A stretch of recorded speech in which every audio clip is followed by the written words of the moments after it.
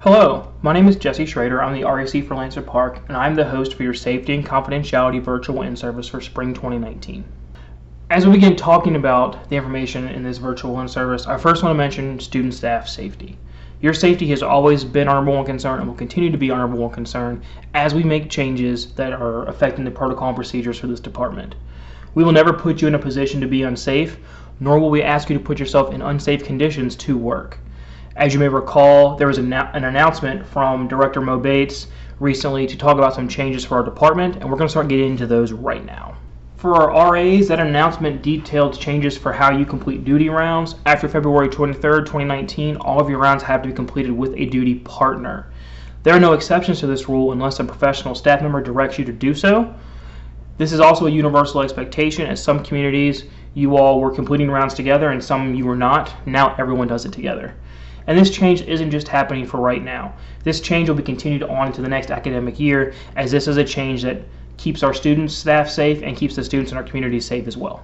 For our desk staff, this announcement detailed how you are now going to be sitting the desks from 7 to 7:30 and 9 to 9:30, 7:45 and 9:45 in Lancer Park respectively, during the times when the resident assistants normally sat at the desk. This is going to allow us to have continuous desk coverage at our front desks during those late night duty rounds. So we have staff members in place in case there's some sort of safety violation occurring so students can go to you.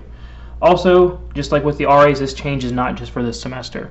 We have heard you, we understand this change is a little difficult for some staffs, and we will evaluate it during the summer, but this is something we're looking to implement continuing going forward because it is making a safer environment for our student staff. In that announcement from Director Mo Bates, there was a job form you had to fill out with an optional text message box where you could give us information and give us some feedback. And a lot of you asked, what else can we do to keep you all safe, and what could you do to keep yourself safe? And our first answer is communicate. We want you to keep communication at the forefront of your decision making as you work for us during your shifts, and even when you're just walking around as a regular student. When we refer to keeping communication at the forefront of your decision making, we mean in the communication, the aspects of what you already do for your job.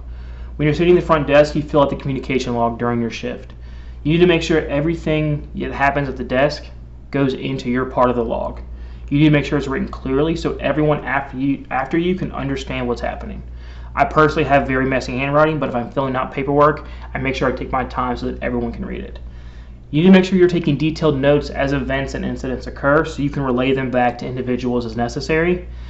Also, when you come to the desk, you need to read the previous shift's log entries.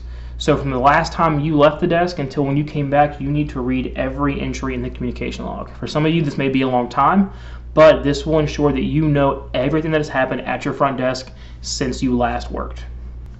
When incidents do occur, we write incident reports. So as you're thinking about communication, think about writing clear incident reports, making sure that everyone who reads these incident reports knows exactly what's happening and the details you've put in. We provide you your module for incident report writing on Canvas and a cheat sheet so you can accurately create these incident reports and thoroughly give us the information we need. You need to make sure you document everything that happens and don't leave certain details out when we're talking about our safety. We're not asking for you to write a novella, but we're asking for thorough documentation of an incident that occurred. As we continue to talk about communication, there are certain parties that you communicate with. Whenever there's an issue in your community, if it's during business hours, contact your RAC, but after hours, you also have the RAC on call who you can contact. We know we talk about during training contacting us for protocol resources and when you need help. But also, if you have a question, if you're unsure of something, or if you don't feel safe, you can call the RAC on call and we will assist you 24/7. The RAC on call is never not going to answer your phone call. If we're dealing with a situation, leave a voicemail. We will get back to you. For the same token, we're also always on call, 365 all year long. There's always someone to answer that phone. If there's safety issues with your community with a facilities matter, you will call the work order center. Now, if you don't get someone on the end of that line, leave a very detailed voicemail and they will get information relayed to the correct people to get a problem fixed. Usually if our doors are not working, if people can just walk in and open the door because there's access issues, we can contact the work order center first to start this process off. Now, we've also always been told, and we've also told you to call LUPD when you have issues or certain protocol matters. The phone number for LUPD has not changed, but is now called the Farmville Communications Center. And why I tell you this is because there's a new partnership between Longwood and the town of Farmville to have our dispatchers together in one area. For us, that means that the Farmville Communications Center has staff who are not Longwood affiliated, who are answering your phone calls and directing LUPD to you as a resource. With that being said, make sure you are very clear on the phone with these dispatchers, as they are not the same dispatchers we have had in the past, so that you can get the information across. You need to make sure you're clear and concise with what you're requesting so that they can help you out. At any time, if they are telling you they cannot provide a resource, or they cannot help you, or they don't know what you're referring to, please contact the REC on call or your REC during business hours so we can make a phone call to get the proper resources here and advocate on your behalf.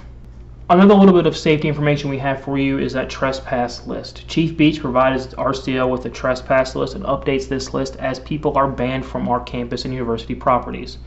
This list used to be available at your front desk in paper copy, but now it is available on Mercury for you to access anytime you need to. There's a previous Canvas announcement with this information located on how to access that in Mercury if you have not done so yet.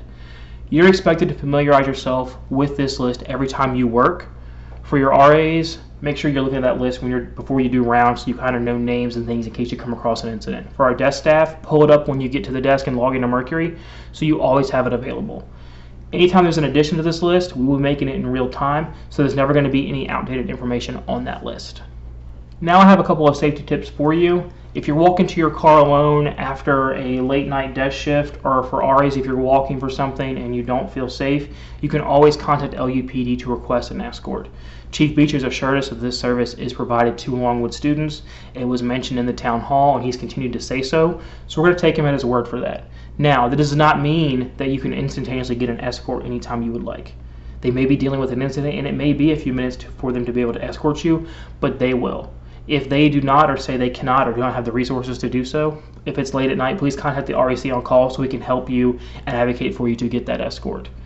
And as always, if something does not seem right, you need to call it into the appropriate resource immediately. There are some things you all are not made privy to, information that we have that you all don't, so always call in those weird situations so that we can best assess what is going on. The second part of this in-service deals with confidentiality.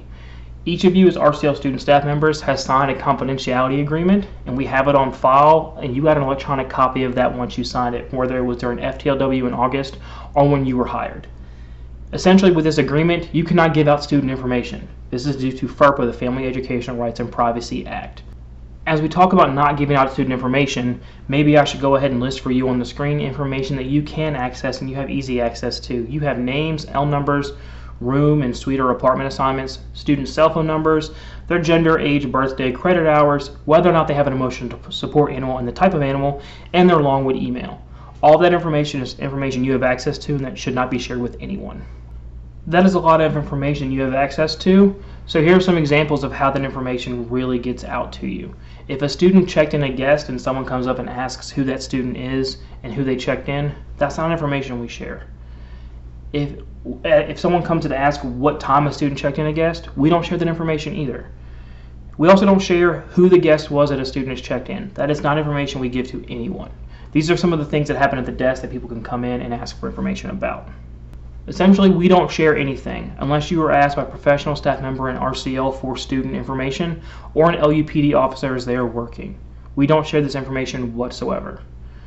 If someone does come to the desk or comes to you as a staff member and asks for information, please ask why the person might need this information. If it's for a class project and needs someone's email, oh well, we can't help you. Please go through Canvas and try to get that information.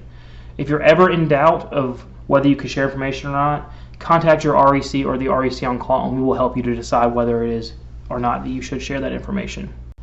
I just talked about not giving information out to individuals, but this also means not posting any student's information on social media. What that means is any of the information we've put previously in this module should not be shared on your Twitter, your Instagram, your Snapchat, your Facebook, or whatever else people are using these days. You are privy to more information than most students as you work for RCL. If there are safety concerns on campus, we will put stuff behind the front desk from time to time to make you aware. This isn't for all of your friends to know because you put it on your Snapchat story. This is for you to be aware of as you're working so you can look out for these safety concerns. If you have friends who come with you behind the desk or who are hanging out with you while you're on duty, make sure they're not looking at this information. You're not allowing them to look at the roster just to look at random things, or they're looking through the comm log. None of that is information anybody else who doesn't work for RCL should have. You have now arrived at the end of this virtual in-service.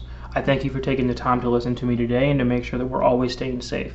Please make sure you take the quiz associated with this in-service in your Canvas module by the due date in the announcement that went out on Canvas. If you have any questions about this information or any other information, as always, please see your professional staff supervisor. Thank you.